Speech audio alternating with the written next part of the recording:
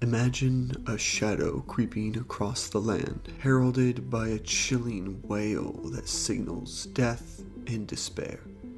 From the ghostly wights of Norse legend to the anguished banshees of Irish folklore, myth has long warned us of the terror that lurks just beyond the veil of life. But what if I told you that J.R.R. Tolkien's Nazgûl, those fearsome Ringwraiths from The Lord of the Rings, draw their dark essence from these ancient tales, and even the horrors of war?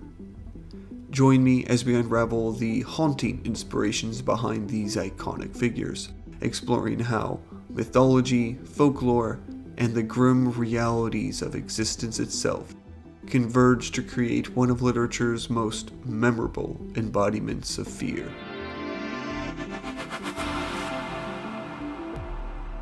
The 9 Ringwraiths, the 9 mortal kings of men corrupted and turned by Sauron and his rings of power, now servants of the Dark Lord. They are seen as clad in black tattered robes, sometimes wearing helmets, greaves, or guards, though they seem to have no physical form under their garb, and they are not able to be seen by mortal people, and can only be viewed unless specific magic or means are used. They are, as mortal men, long past their normal lifespan, held to this plane of existence by the dominance of Sauron has over them from their use of the power of the rings, bound to his servitude and kept in a liminal existence skirting both life and death. Their powers include immense strength, keen senses of smell and hearing, and their voices held power in itself, trembling the hearts and spirits and instilling a feeling of dread in those who heard them.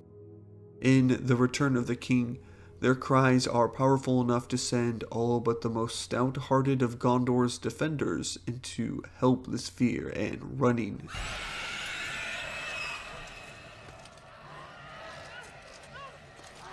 They were also surrounded by an aura of terror itself. This aura was called the Black Death in Lord of the Rings lore. Those in proximity to the Nazgûl would feel increased levels of wariness and dread. As the Nazgûl became more powerful, so did this ability. Being used in the Battle of Pelennor Fields, this black breath was usually fatal. Even those who survived this poisoning experienced unconsciousness and nightmares, and then heightened anxiety during the waking hours after. So, where did Tolkien come up with these creatures? What could have been the main inspiration that formed this terrifying image in the mind of a single man, to create one of the most memorable depictions of darkness and death we have ever seen on the page and the silver screen? Well, I think there are 3 distinct possibilities.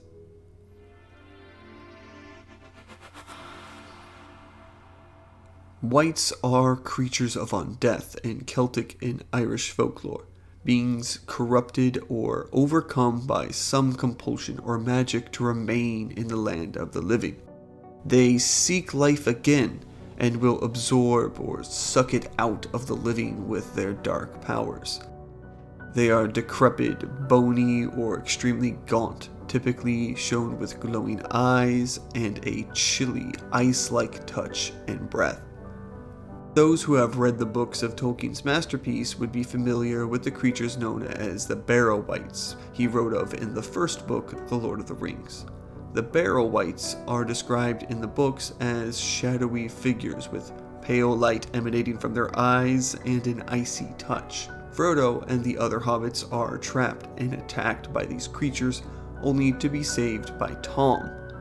What is not expressed in the main book, but later revealed in The Hunt for the Ring, published after Tolkien's death, is that the Ringwraiths, specifically the Witch King, arrived at these Barrow Mounds earlier that year and empowered the Wights with their spells. Thus, they created a trap for the ring bearer Frodo. This shows a connection the Nazgûl have on not only the undead, but these types of creatures themselves. Creatures as they are stuck between the living and the dead, with abilities that sap the strength and courage from their victims, consumed by a need for life and greed. If you need more evidence, consult the history of the Lord of the Rings. Tolkien started with a vision and connection between the Wights and the Ringwraiths. He started at first describing the Black Riders as horsed wights, but this was later changed as progress was made on the publication. Still though, similarities are in these final scripts. The Barrow Wights were now spirits and servants at the behest of the Witch King, as the Nazgûl were spirits at the behest of Sauron.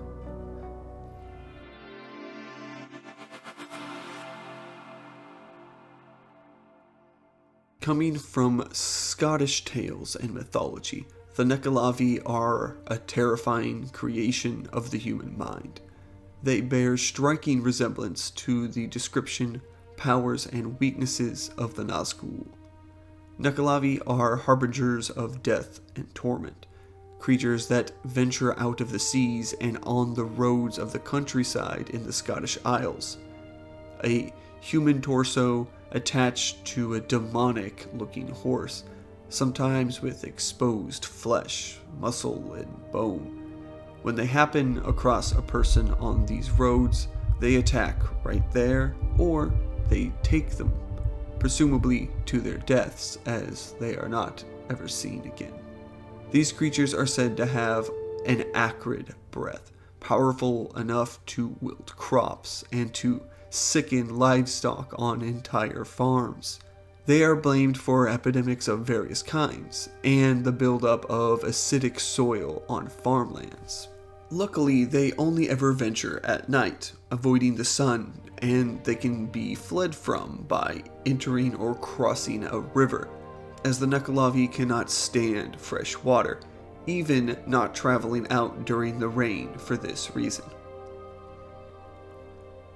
The Nuckelavee is the most evil of demonic creatures and spirits in Scottish folklore, and they cannot be controlled or stopped, except by one being, and one being only, the Mither of the Sea, an ancient spirit of the Shetland Isles. It is not hard to see that, given Tolkien's extensive research and obsession with Celtic and Nordic myths, where this creature could have provided some inspiration for his own dark writers. Mysterious creatures on horseback, accosting travelers on the roads, and sharing aversions to the sunlight and a weakness to rivers, it seems. Not to mention their shared horrid breath, which can prove fatal to living beings, and their unstoppable evil that is harnessed by only one being. Though in Tolkien's version, this being is that of evil, rather than the benevolent spirit of the sea. Tolkien's Nazgûl bears striking resemblance to Harry Potter's Dementors, and maybe he was inspired... No, I'm just joking. Obviously not. This doesn't make any sense. Moving on.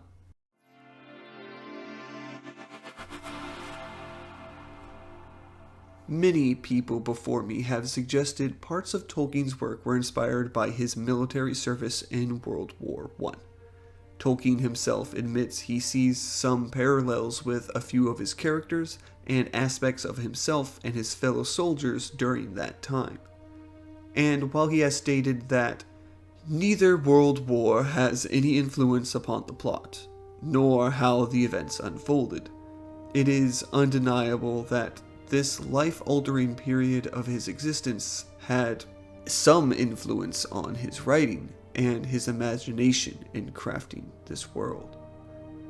The Nazgûl in particular seem to be affected by his time in the trenches, many saying even that the Nazgûl were metaphorical representations of the tanks or artillery of his fighting days, the powerful voice of their powers being the sounds of the rumbling tanks or whistling of the artillery, striking fear in himself and his fellow soldiers. That these war machines could not be felled by a single man, a la the Witch King. But I have a different idea. I think they show a transition of the cavalry of the early days and the airplanes of later war technology. In World War I, cavalry was still used in the fighting. The hoofbeats of the coming horses certainly would have stricken fear in the lines of men who heard them coming, and the Ringwraiths are first introduced as black riders, faceless beings on horseback that bring death. In the later parts of World War I, cavalry was phased out, becoming far less effective due to machine guns, tanks, and other weaponry. Instead, the new feared mounted men were pilots of aircraft, machines that flew from above and dropped down bombs while out of the reach of the soldiers below. The whining cry of their engines surely meaning terror and panic from those on the ground. With their small arms fire, they had no hope of taking down these machines. No man could. This mirrors the Nazgûl's transition in the books from horseback to the skies on the Felbeasts later in the story. Further, there is the aspect of the use of chemical weapons in World War I. While most of these weapons were deployed by artillery shells at the time, some were dropped in by aircraft. This gave the airplane a new mode to strike terror into soldiers. If this gas they deployed, the unescapable black breath, didn't kill you, it incapacitated, agitated, and heightened the anxiety of any survivor for days to come. These things give us many of the aspects and powers of the Nazgûl, and while some might deny these insights, as Tolkien himself had, I strongly believe that aircraft, with their distinctive sounds, chemical drops, and unassailability by retaliating soldiers, had a profound impact on Tolkien's characterization of the Ringwraiths in The Lord of the Rings.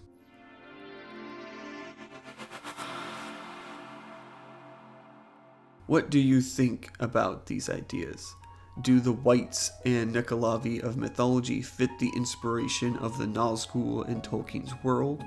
Or does the World War I allegorical inspiration fit better? Maybe a combination of all three? Let me know what you think down in the comments.